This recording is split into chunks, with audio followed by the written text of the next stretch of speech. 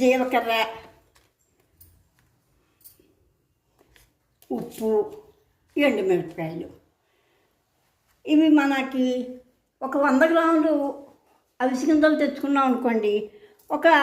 ఒక 10-12 ఎండుమిరపకాయలు మనం తినే కారాన్ని బట్టి చక్కగా కాస్త ఉప్పు, జీలకర్ర వేసుకుని దోరగా వేయించుకుని, ఇది మీకు చేసే విధానం కూడా నేను చేసి చూపిస్తాను, చూసుకోండి. ముందు మనం ఏం చేద్దామంటే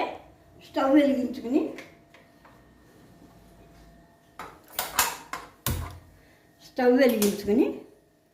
ముందు ఏం చేద్దామంటే ఈ అవిసె గింజలని కొంచెం మూకుడు వెచ్చబడింది కదా,